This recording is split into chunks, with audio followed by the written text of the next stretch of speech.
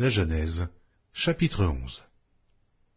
Toute la terre avait une seule langue et les mêmes mots. Comme ils étaient partis de l'Orient, ils trouvèrent une plaine au pays de Shinaër, et ils y habitèrent.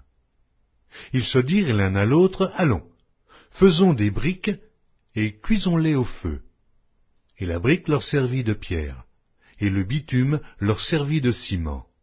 Ils dirent encore, « Allons, bâtissons-nous une ville, et une tour dont le sommet touche au ciel, et faisons-nous un nom, afin que nous ne soyons pas dispersés sur la face de toute la terre. » L'Éternel descendit pour voir la ville et la tour que bâtissaient les fils des hommes.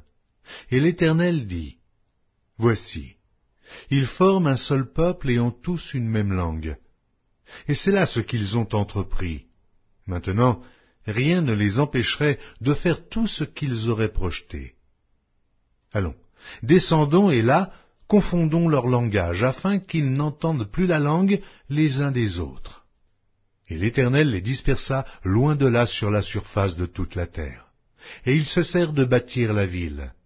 C'est pourquoi on l'appela du nom de Babel, car c'est là que l'Éternel confondit le langage de toute la terre. Et c'est de là que l'Éternel les dispersa sur la face de toute la terre. Voici la postérité de Sem.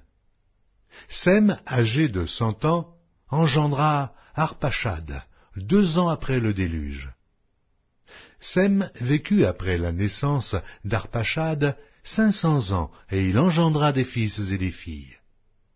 Arpachad, âgé de 35 ans, engendra Shélach. Arpachad vécut après la naissance de Shélach 403 ans, et il engendra des fils et des filles. Shélach, âgé de 30 ans, engendra Héber. Shélach vécut après la naissance d'Héber 403 ans, et il engendra des fils et des filles. Héber, âgé de 34 ans, engendra Péleg. Héber vécut après la naissance de Péleg 430 ans, et il engendra des fils et des filles. Péleg, âgé de 30 ans, engendra Réu. Péleg vécut après la naissance de Réu 209 ans, et il engendra des fils et des filles. Réu, âgé de 32 ans, engendra Sérug. Et Réu vécut après la naissance de Sérug 207 ans, et il engendra des fils et des filles. Sérug, âgé de 30 ans, engendra Nachor.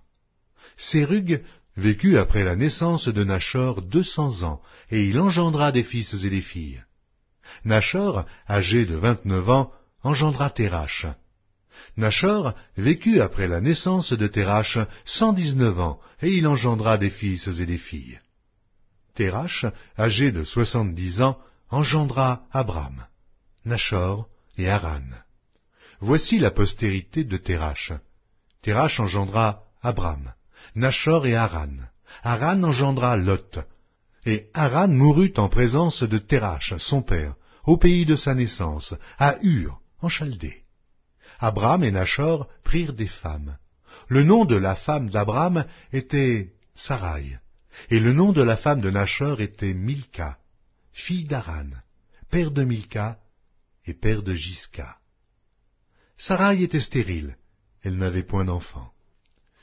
Térach prit Abram, son fils, et Lot, fils d'Haran, fils de son fils, et Sarai, sa belle-fille, femme d'Abram, son fils. Ils sortirent ensemble d'Ur en Chaldée, pour aller au pays de Canaan. Ils vinrent jusqu'à Charan, et ils y habitèrent. Les jours de Térach furent de 205 ans, et Térach mourut à Charan.